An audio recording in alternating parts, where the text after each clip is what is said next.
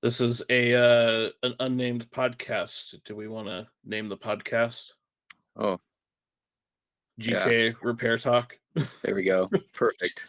Perfect. GK Repair Talk. Uh, and today's topic is going to be do-it-yourself repair for mobile devices. And should you do it or should you not do it? Or should you bring it? Should you bring it?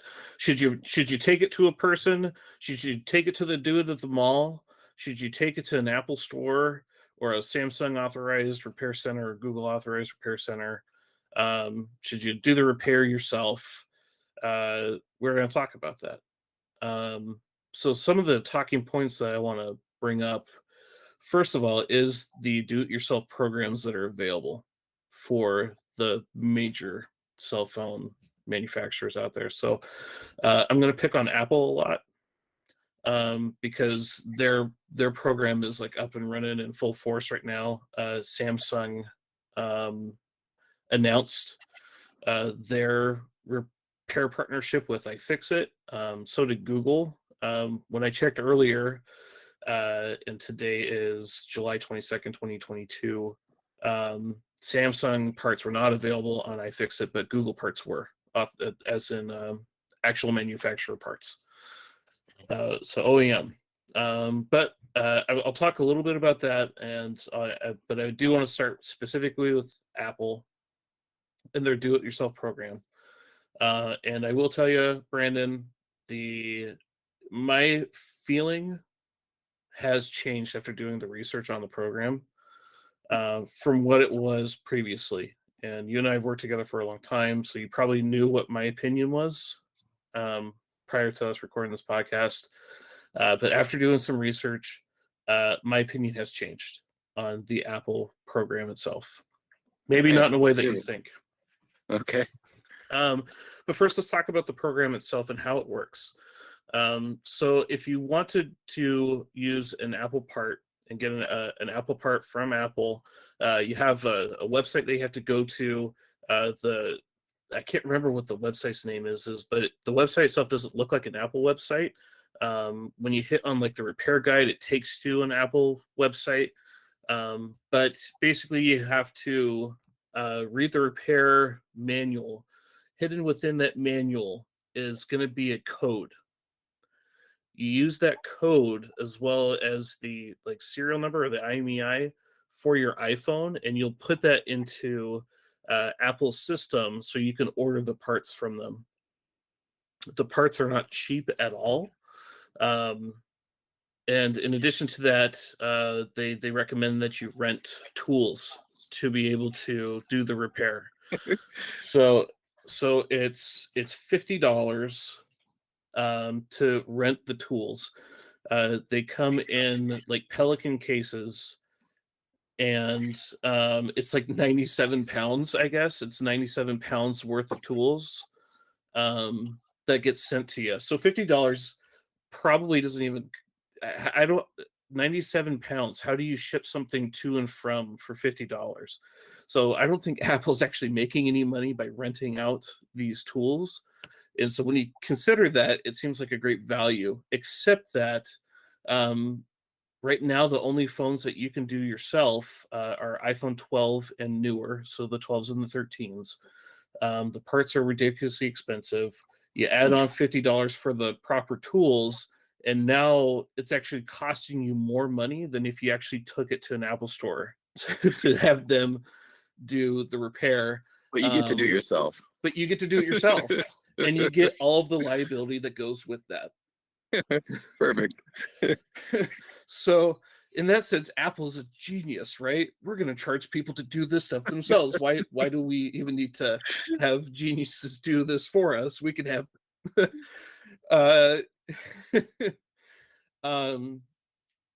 so the tools are ridiculous. Now, so you and I, background on us, we've never worked for Apple, but we have worked for a third-party repair place that does authorized repairs for Apple products. So we know what these tools are and how to use them. But let me tell you, because we worked for a third party, we don't use the Apple tools when we do repair these phones. Um, because as skill technicians and because Apple authorized repair is new, um, it's not like 10 years ago we were working for a third party working on and but doing authorized repairs for Apple. That's relatively new. So we were all trained on how to open up these devices without Apple tools. And that continues to this day, really. Now I've been out of the game technically for 3 months now or 4 months now. You're still in the game. Do Right. you use the Apple tools? Nothing's changed. Nothing has changed. Okay. So let me tell you, I watched a couple of YouTube videos where guys got the tools and attempted to do these repairs. And this is definitely where my opinion on whether or not you should do this repair yourself has changed. Huh. I watched a couple of videos, and including one where, um, it was two guys trying to figure out how to use these tools.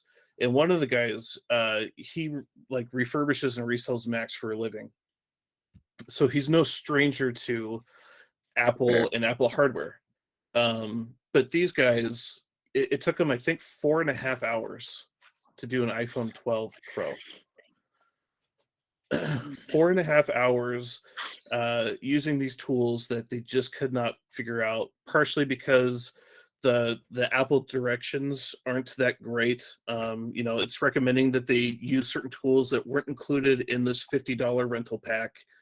The hot plate that's supposed to be used to separate and to dissolve the adhesive so you can move the screen assembly off of the phone.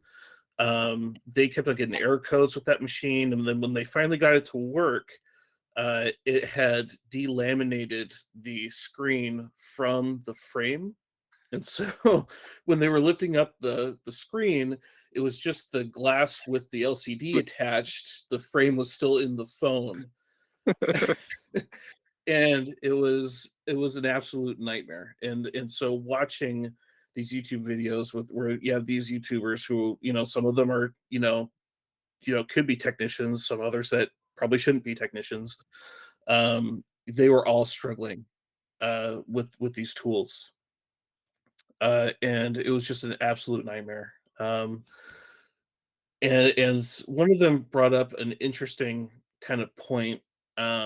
He was talking about, should you rent the tools or should you go to iFixit and buy a toolkit from iFixit or going on Amazon? You can get basic. So you're renting tools. You're sending them back. So so you get the tools for a week. Oh God. Well, if you're a do-it-yourselfer, right, and you're trying to fix your own phone, you're hoping that you only have to fix it once, right? Right. So why? Now you can buy these tools, but it's over $1,000 to own them. Ooh. Right. So you can rent the tools for $50. You can buy them for over $1,000 for all of them. You can go to iFixit and spend $50 or less on a toolkit that comes with all the bits and the driver and pry tools and what you need there. You could go to Amazon, spend less than $10 on a basic toolkit. And one of these YouTubers I saw, he's like, you should just spend the $50 and just rent these tools, right? Hmm. But after watching, You didn't say that's in conclusion. my conclusion to that is no, you shouldn't. And Now, why were they recommending this? Did they? his point was, with the tools that you get for $50, it's the same exact tools that the geniuses are using when you walk into an Apple store. It's the same tools that the ASPs are using, which I will tell you, probably not using. But Right. but if you walk into an authorized service provider for Apple, if you walk into an Apple store, these are the tools that they're trained on. So these are the professional tools.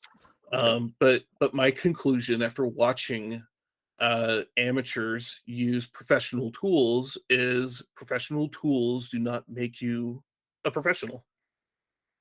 Yeah, well, that's pretty consistent with our experience, though. Yes. Yes. And so, um, but before really getting into the program and how it works and the tools and whatnot, I think back on my experience fixing iPhones, which is 4+ years of doing that. Um, if you gave me an iPhone 6 or an iPhone 7, an iPhone 8, iPhone 10, um, to me they're not difficult devices. And so if someone's like, "Could I fix this myself?" My answer, my follow-up question to that is have you built a computer? Because if you have, you probably could fix your iPhone 10 or your iPhone 7. Um, the reality with this program and the fact that it's the 12 and new, and in addition to that, the calibration process that goes with it. So the physical repair itself is going to be challenging for some. If you can get that done right, now you have to contact Apple and you have to get one of their guys to authorize through GSX, right? Their their system that says yes, this phone is being repaired legitly. You have to contact Apple and then get them to go ahead and authorize the repair. If it fails that calibration, they say, "Look, take it to an Apple store," and you probably just lost $250 on that part that you just bought, and the other $50 on the tools you just rented. Mm. Yeah, there's one guy who did the phone repair side perfectly. His problem was is he spent the next hour, over an hour and a half, with Apple trying to get the repair side of the calibration side figured out. I've been there, I Yeah, guess. right. Yes. And for anyone who I just use words like GSX, and I believe I used AST2. These are Apple programs that you need to use for getting these repairs calibrated to get the parts, the phone to recognize the parts so you can use all the features is what it does. um and for someone who's never used any of these things, it can be completely aggravating, especially after you just spent 4.5 hours repairing your phone, right? And you're doing all this just to spend $7 more than you would have if you just took it to the Genius Bar and spent a half hour at the Apple store after you made your appointment with them. So, Mm. uh, yeah, it's just it's a nightmare of a process. um, and I definitely, after watching it, I definitely cannot recommend if you got an iPhone 12 or newer, why you'd want to do the do-it-yourself program. I'm certainly not hearing pros and cons here. Well, and I wanted to bring pros and cons. That was the topic, right? What's the pros and the cons? And I'm doing the research on the do-it-yourself program, and I'm just like, Uh, this is literally for the one dude who lives, you know, in Alaska on a boat, maybe. Uh, there you go. the one You're dude in who's just Alaska on a like, boat. This well, is for you. right. This the guy who can't get it to an Apple service center or an Apple store. This is for you because you don't have another option. Yeah. And you have to factor other things in like gas prices, right? So like it's an over an hour to the nearest Apple store for me, and I drive a truck, so it would cost me $7 in gas to get to the Apple store, right? And so it might be a net savings of $7 by the time I drive home. Well, um, gas prices are going up, so but I can't really, I just don't know the use case scenario unless you're someone who's just really paranoid about your data and you don't want to hand your phone to someone. um you know this program exists, but to me this program exists for a very niche set of people, not like your average Joe for sure. um and one thing that I heard that was brought up was is this a program that's kind of designed to fail specifically? Is this Apple? That was one of your YouTubers suggested that, not you. Yeah, not Yeah. well. So this was one of the YouTubers, brought it up, and he was like, is this a program that's designed to fail? Because there's really no reason why anyone should do it, right? Because you would think that there would at least be a cost savings to this, right? If you're going to take on the liability of doing the repair yourself and the time to actually do the repair, why does it technically cost you more to actually do it through this program versus just taking it to an Apple store?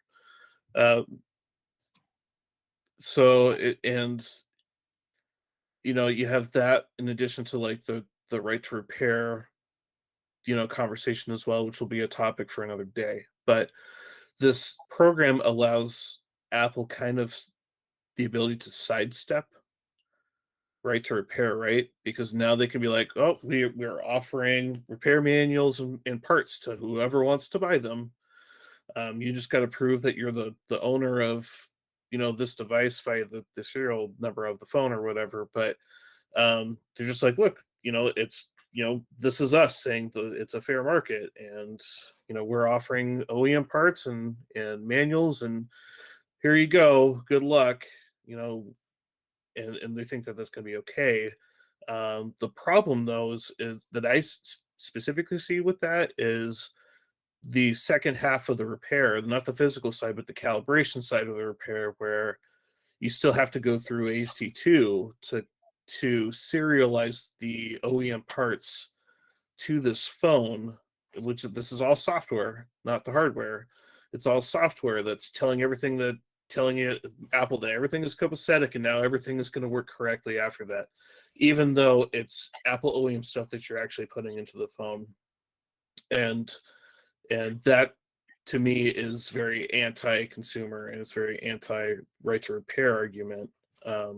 So that doesn't create any kind of free market anything. Apple still controls the repair from beginning to end.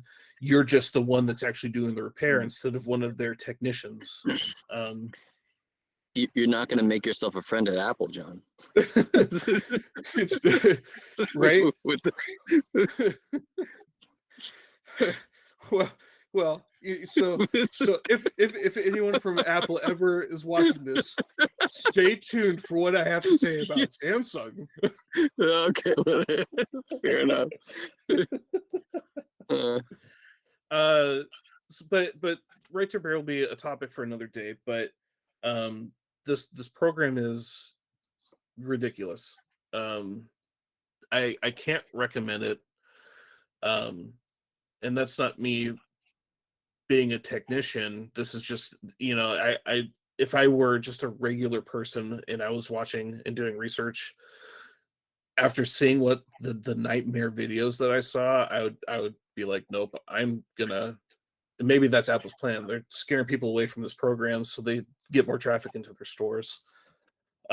Or it's more ammunition against the right to repair, and they'll be like, well, we offer this program and nobody took us up on it because it's way too difficult, and that's more of a reason for us to be in control of these repairs. I think that's all that I had specifically with the Apple side of that do-it-yourself program. Again, Samsung and Google supposedly so Google for sure, because I saw it. You can buy OEM parts for Google from iFixit right now. Supposedly Samsung has partnered with iFixit as well, and that program is coming. And so as a technician that's repaired a ton of iPhones, as well as a ton of Google devices, a ton of Samsung devices as well. For a do-it-yourselfer, Samsung can be pretty daunting, and it's not that for me it's not a difficult repair because I've done so many, Right. but there's a lot of costs associated with doing that repair. Um, so when we talk about buying OEM Samsung parts, you and I know what those parts cost, and they're not going to be any cheaper than Apple OEM parts. Apple OEM parts are like $250 up. You're spending $200 to $300 for Samsung parts as well for their screen assembly. Um, their screen assemblies come with the screen itself. So most people who are going to be doing repair on their own phones, most of them are going to be doing screen replacements. That was 90% of what we did, what you and I have done is screen replacements, right? And 10% maybe batteries. Um, but 90% is going to be screen replacements with Samsung. Their screen kit comes with a new screen, a new frame, does not come with a new back glass. It does come with a battery, whether you need it or not. That ups the cost of the kit, uh, and you don't really have a choice in that, um, unless Samsung just does not have batteries to put into their kits, which we've seen in the past.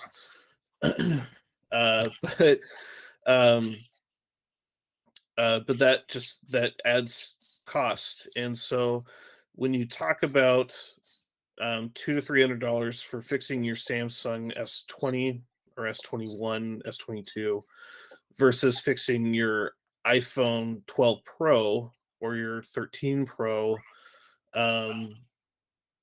Samsung devices do not hold their resale value like an iPhone does, and so when you're spending $300 after the part and your tool rental cost of doing an Apple, $300 to fix your phone that you could probably sell for $700, $800, $900, versus your Samsung S20, which is $300, $400, $500. Is it worth it? In addition to that, there's a lot of other things that don't come with those kits that you think would. The iPhone kits plus your tool rental comes with everything really that you need to actually do that repair. Your Samsung kits, you don't come with the adhesives that you need. Oh, They don't come with the screws that you might need, or maybe they do, depending on the kit that you get. It might come with the screws that you may need, if you need them. In, uh, they recommend replacing screws, but that's an additional cost for repair places. So I doubt that these new kits are going to come with all the screws that you need. Maybe they will, but they won't come with the adhesive. And in addition to that, I don't know if they're going to offer a way to get proper Samsung tools to remove the back glass to do the Octa swap, the screen right. assembly swap. Um, but there's a high likelihood that Joe repair guy who's going to fix a Samsung phone is going to demolish that back glass trying to get it off, Or start praying at the front. or he'll start trying to. Well, well. So if you're following, you're supposed to get these things through iFixit. I'm sure iFixit will probably offer adhesive in the kits that they do, but again, that's going to up the cost, of course, of these phones, of these parts.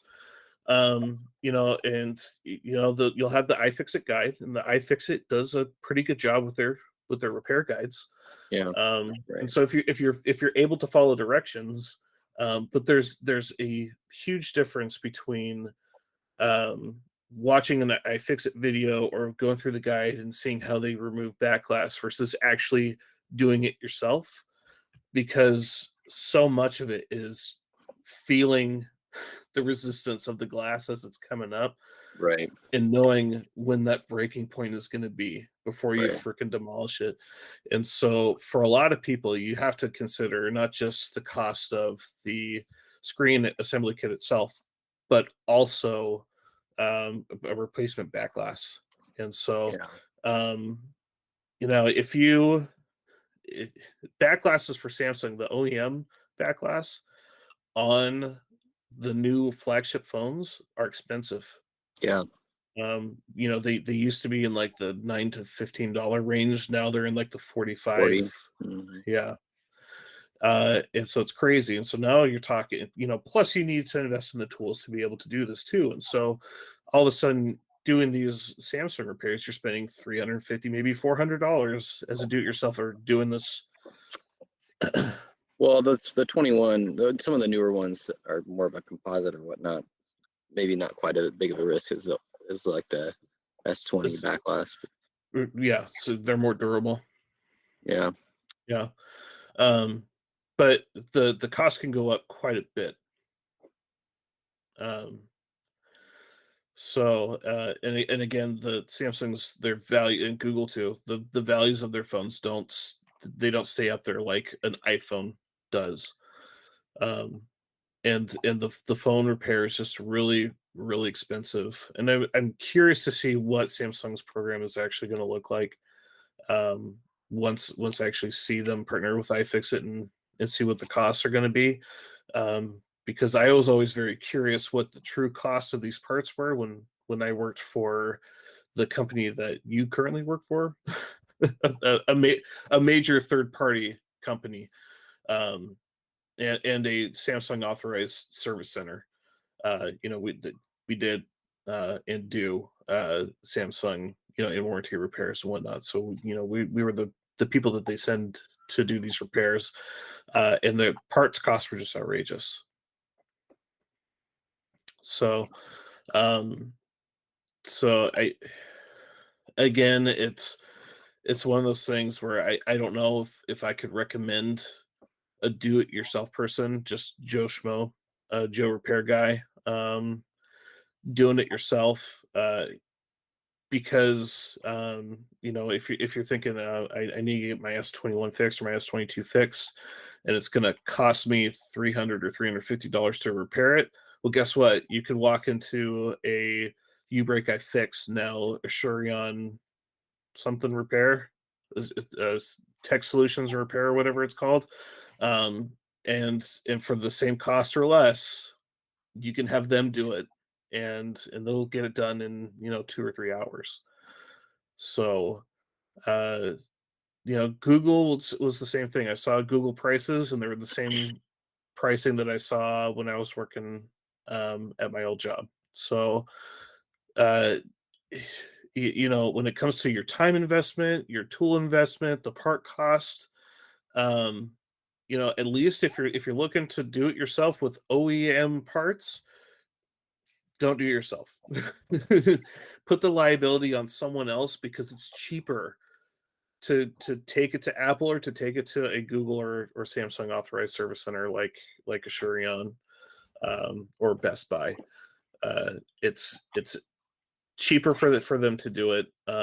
This is a fantastic way for OEMs to sidestep right to repair, for sure, because they are controlling the repair. Whether you're doing it or a third party is doing it, they're controlling the repair. Now, this is specifically to OEM parts. You can go onto Amazon, or you can go onto eBay, and you can get third party parts, for Samsungs. If you want to get your S20 fixed and you're okay with a screen kit that was either pulled from a device, or it's a remanufactured part, or some weird manufacturer, and it's a third party part or an aftermarket part, and it doesn't come with the battery, guess what? You can get those for $130, $150. And now, yeah, at $150, get your S20 fixed. Not at $300. That just doesn't make economical sense to me to do that at all. So I unloaded on you with all that information, Brandon. So what? Yeah, I can't. You've kind of your sentiments have already spoken. There's just nothing there to recommend. Well, except for the Alaska guy, The Alaska guy. Yeah. Alaska guy on the boat right now catching the crab. Yeah. These programs are for you. Yeah. But I was hoping to to get this video to be about pros and cons. So far, everything has been a con. Um, Now we can go into older phones. If you like I said, if you have an iPhone 8 that you just love, um, there's aftermarket parts that you can get that are of good quality. They're not going to be as good as an Apple OEM. Um, and I will, as someone who's going to lift up the OEMs a little bit, I will tell you, because I've installed aftermarket parts as well as OEM parts. The OEM parts are always better, always. Um, Whether it's Samsung, Apple, Apple OEM parts, I've seen. I'm not sure if I've actually seen a defective Apple part come into the our shop. Of most, I would say maybe all of the problems that we've had were with the calibration software. Right. Very rarely, if ever, the actual part itself. And in Samsung as well. I've done thousands of Samsung phones with OEM parts. I think I've seen less than half a dozen defective out of the box Samsung And parts. almost all of that is recently, I would say. Historically, there's been almost none. So I was actually thinking as a topic for a future podcast, Yeah. should be just called "What Happened, Samsung?" Yeah. If Right. Because if this was 2019, um, if someone came up to me and said, "All right, okay, John, you've worked on mobile devices for 4+ Yep. years. What company out there has the best phones? Or the best build quality? The most durable phones." I'd be like, "Look, if you liked having an iPhone, I would say stick with Apple. Apple's build quality is second to none." In 2019, Samsung's build quality was second to only Apple, and even then, I'd put Apple and Samsung probably neck and neck, and just in Yeah. the league of in a total league of their own compared to any other Right. manufacturer. Um, that's not the case now. Right. Yeah. I think, in fact, my hire date, actually, before that, my first interview that you did with me, being hired on, you actually put Samsung above Apple at that time. So, for quality of parts, Yeah. um, Yeah, and I could, their Octa kit is so well designed. Their phones, kind of as like an engineer kind of brain. When I open up a device, I like looking at the inside of a Samsung, and I like looking at an inside of an Apple device too. They're very modular, but everything is laid out like it makes sense. There are other manufacturers, Google, Motorola, um, yeah, that that what's you happening here? you open it up and you're just like, what happened? Did I mean, it's it's like my toddler, trying to fit like the star Put into stuff like in there. they're trying to take like the star little wooden star and they're trying to put it into like the square hole, and they're like, why is this going in? And I look at the inside of a Motorola or a Google device, and I'm just like, who No, designed this? um but Samsung's not like that at all. When you open up a Samsung and you take off the back glass and the mid frame, and everything is there, and it's just so modular and beautiful. It's just they just seem so well designed, but their quality control has was killed off. It's just don't know what happened to their quality contrul. no. Again, Well, that's gonna we're gonna do some research there. this is I don't know what has happened, and it's not just their mobile division, it's across the board. Samsung has just since 2020 really has just gone downhill with their quality controls. But again, that's a topic for a future podcast called "What Happened, Samsung." Like it. And for the one Apple guy in the future that's about to, plotting to sue us for what I just said about their do-it-yourself program. Yeah, there you go. Stay tuned for Samsung. You'll get a kick out of that. Because Yeah. as much as I want to poop on Apple's do-it-yourself program, at least they have it. At least they have it. It is offered. Samsung's whatever their program that they announced it in March. It's still not. You still can't do anything with it. It's Sam. So, so kudos to Apple for executing. That's what I'll say about their program. Apple devices still build quality, fantastic. Yeah, I own an Apple device myself. I several Apple devices. I'm recording this on my Mac Mini. I have a MacBook Air. I have an iPad Pro and an iPhone 13 Pro Max. I have no issue with Apple devices. I have an issue with Apple's decision making when it comes to specifically repairing their devices. I like to think that when I spend $1,200 on a phone, that I own the phone. Yeah. And just like I think it would be ridiculous for me to spend $30,000 on a truck like I did recently, and for Ford to be like, sorry, you can't put Michelin tires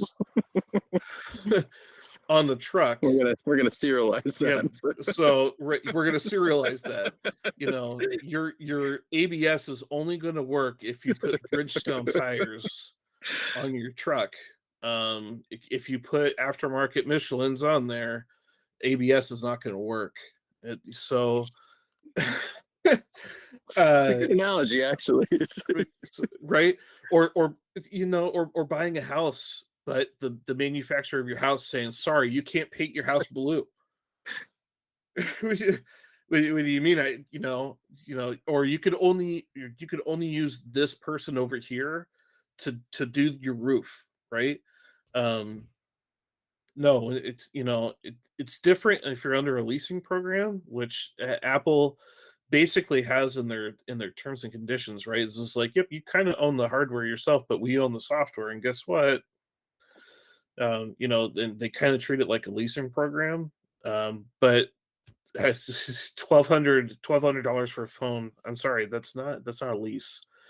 I feel like I own it, and I feel like I should be able to take it to Apple if I wanted to get it fixed. And if I don't want to take it to Apple, I shouldn't have to take it to Apple or one of their authorized service centers. I feel like I should be able to repair it myself or take it to whomever I want, to whoever I trust. Just like I shouldn't have to take my Ford to a Ford dealership to have someone work on it. If I don't trust the Ford dealership to work on it, I want to be able to take it to my trusted mechanic to be able to work on my truck.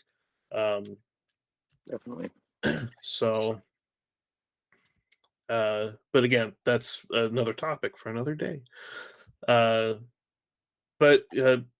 again, pros to being able to do it yourself. Again, if you have an Apple product, that's older, like an iPhone 7 or an 8, 11, that you just absolutely love, you can get decent aftermarket parts for those devices in the $50 range to $100, and watch a decent YouTube video. Now, YouTube is great, is a great resource.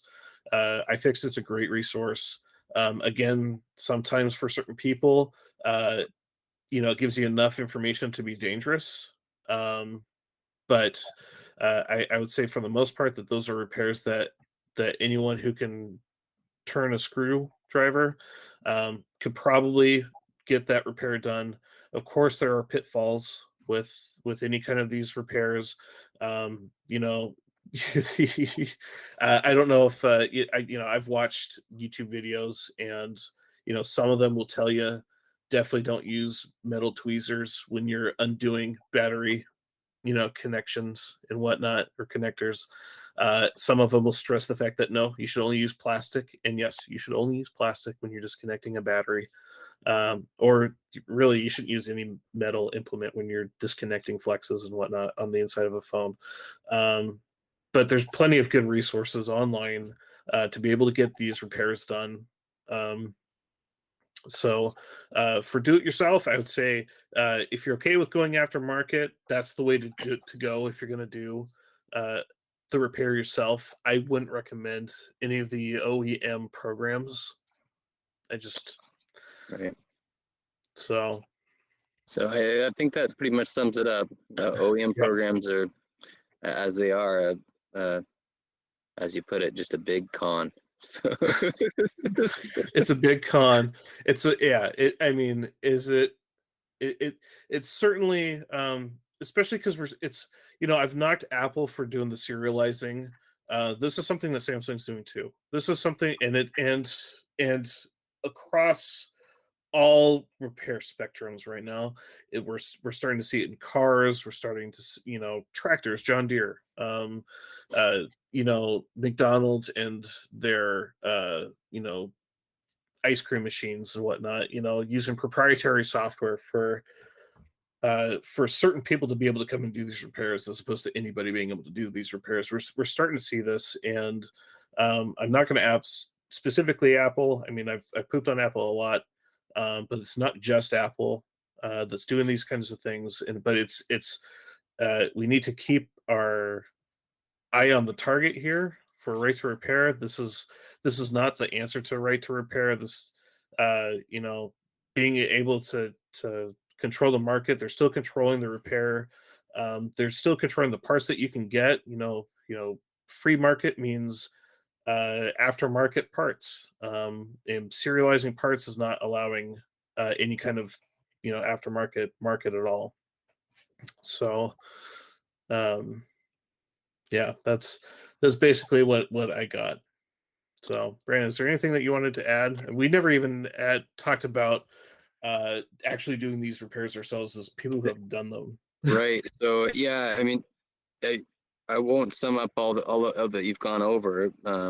We've kind of we definitely hammered that nail. And you talked a little bit about a couple of segues we can go in future podcasts, and I've got a couple more that I'm thinking that would be interesting. One that we should probably get into sometime is the motivation.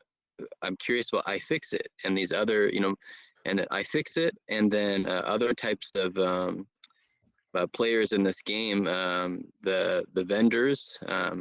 Where are they at in all of this? Because it's pretty obvious where the companies like Apple and Samsung are at and what they're trying to do. I don't think there's a question now.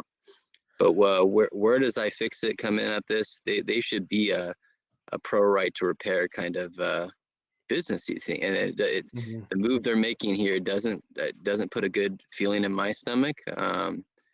Partnering in this way, it doesn't help. It doesn't help repair, and they seem to be a really good source for repair. And then the vendors, I kind of wonder what they think of some of this stuff. They probably are more on the side of trying to put the power into whoever wants to repair. But I don't know.